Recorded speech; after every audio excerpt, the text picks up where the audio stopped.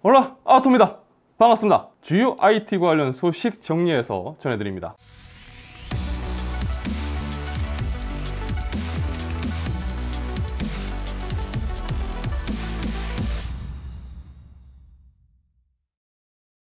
자, 오랜만에 AMD와 엔비디아의 인수합병 관련 소식입니다. AMD는 작년 10월에 자일링스를 인수하겠다고 밝혔습니다. 자일링스는 반도체 기업으로 FPGA, 그러니까 리컨피규러블 하드웨어 직접 회로 부분에서 가장 큰 개발 업체인데요. 그냥 쉽게 설명을 드리자면 다양한 산업군에서 사용되는 반도체 소자를 개발하는 1티어급 회사 정도로 이해하시면 될 것 같습니다. 자, 반도체 관련 기업의 인수합병은 진행에 있어서 어려움이 굉장히 많은데요. 특히 영국, 중국, 유럽연합, 미국 등 주요국 규제 당국의 승인을 얻어야만 합니다. 인수가 불발되기도 하기 때문에 양사가 협의했다고 하더라도 인수 과정이 마무리되기까지는 언제든 외부 요인으로 인해서 틀어질 수 있다는 리스크를 안고 있습니다. 자, 일단 영국 경쟁시장청은 AMD의 자일링스 인수권에 대한 승인을 최근 발표했습니다. 물론 영국이 인수 관련 승인을 했다고 해서 AMD의 자일링스 인수가 최종적으로 확정된 것은 아닙니다. 그렇지만 좀 더 가능성 측면에서 많이 높아졌다고 볼 수가 있겠죠. 자, 이와 비슷한 상황에 있는 기업 중 하나가 바로 여러분들도 잘 알고 계신 엔비디아입니다. 자, 엔비디아는 ARM 인수를 지난해 9월 발표했습니다. 하지만 삼성과 퀄컴 등 기존 ARM 라이센스 계약을 사용해왔던 업체들은 엔비디아의 ARM 인수에 대해서 반도체 시장 독점으로 이어질 수 있다며 반대 의견을 내세우고 있습니다. 자, AMD의 자일링스 인수보다 훨씬 파급력이 크다는 부분에서 인수 과정이 더 험난할 것으로 예상이 되었었고, 지난달 8일 파이낸셜 타임즈가 보도한 바에 따르면 엔비디아는 이제서야 중국 경쟁 규제 기관에 승인 신청서를 제출했다고 합니다. 자, 이에 대해서 신청서가 접수된 시점에서 결과가 나올 때까지 12개월에서 18개월 정도 시간이 걸릴 것으로 예상된다고 하니까요. 자, 이렇게 되면 작년 9월 거래 발표 당시만 하더라도 최종 인수 절차의 마무리까지 18개월 정도 걸릴 것으로 예상했던 것과는 다르게 훨씬 더 일정이 늦어진다고 예상을 해볼 수가 있을 겁니다. 자, 이런 여러 가지 상황과 분위기로 인해 얼마 전까지만 하더라도 엔비디아의 ARM 인수는 힘들 것이다, 또 혹은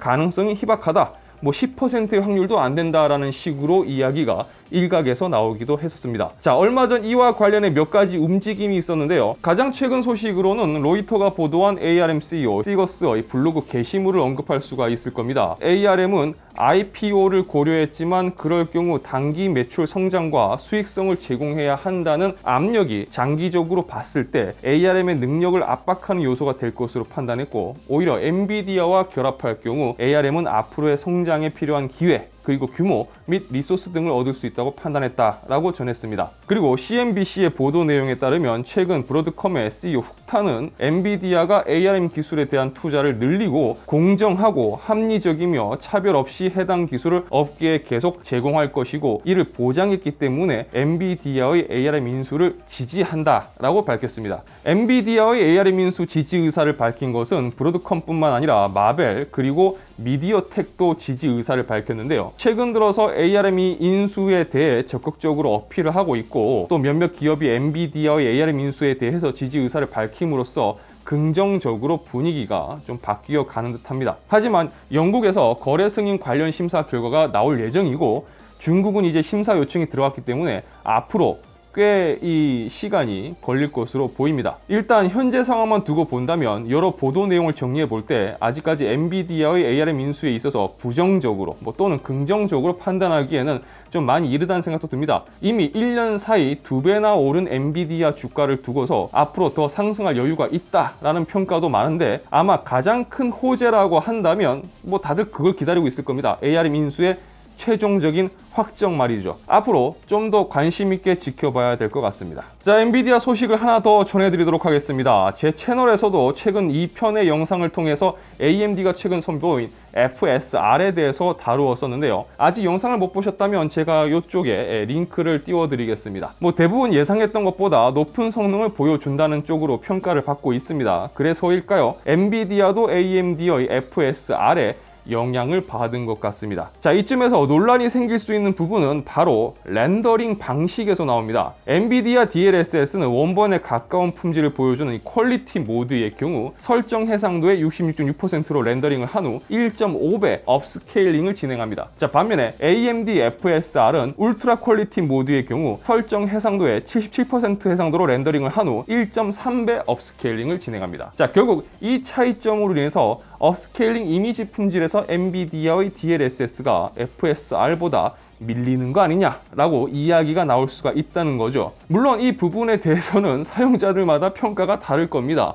저 역시 굳이 저 수치가 의미가 있을까 싶을 정도로 DLSS 품질에 대해서는 딱히 문제가 있다는 생각을 해본 적은 없으니까요. 하지만 엔비디아는 그렇지 않았던 것 같습니다. 자, 아무래도 경쟁이라는 부분에서 저런 부분이 신경이 쓰였다고 볼 수 있겠죠. 그래서 언리얼 엔진에 탑재된 DLSS의 최신 버전에서 울트라 퀄리티 옵션을 추가한 것으로 보입니다. 자, 그러니까 기존 DLSS는 최고 품질이 그냥 퀄리티 모드였는데 이제 그 위로 울트라 퀄리티 옵션 항목이 더 추가된다는 거죠. 그래픽카드 쪽은 항상 패턴이 똑같은 것 같아요. 엔비디아가 앞서서 제작부 있으면 후속으로 AMD가 들이밀고 엔비디아가 들고 있던 카드를 꺼내면서 막는 방식이죠.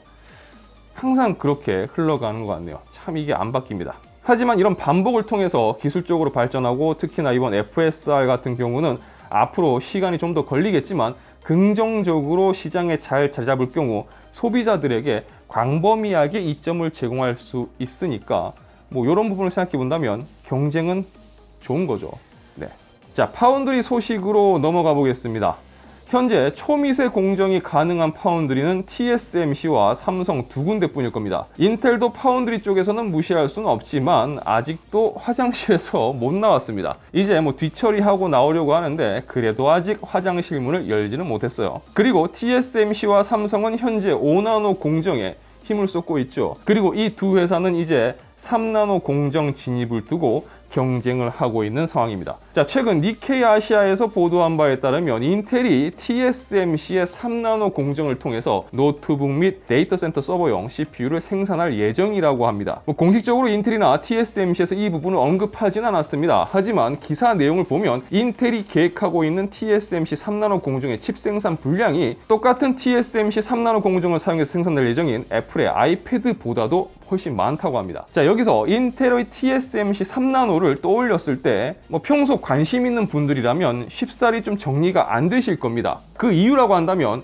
인텔은 현재 자체 10나노 공정을 기반으로 한 데스크탑 CPU를 올해 말 출시할 예정입니다. 그리고 마찬가지로 10나노에서 한 번 더 13세대 데스크탑 CPU를 출시할 예정이기도 합니다. 이 기간이 대략 2021년부터 2022년에 걸쳐서 진행이 됩니다. 물론 이 일정은 더 연기가 될 수도 있습니다. 그리고 인텔의 7나노는 현재 2023년경으로 연기가 된 상황입니다. 그러니까 인텔의 14세대 CPU쯤 인텔의 7나노 공정이 적용될 가능성이 있다고 볼 수가 있겠죠. 이 상황에서 AMD는 2022년 노트북용 프로세서를 TSMC 5나노 공정으로 생산할 것으로 예상이 되고 있고 엔비디아 역시 서버용 CPU 그레이스를 TSMC 5나노 공정을 통해서 2023년 초 출시 예정인 것으로 전해지고 있습니다. 자, 이런 상황에서 노트북 및 서버용 CPU를 인텔이 TSMC의 3나노를 통해서 생산을 할 거고 본격적인 대량 생산이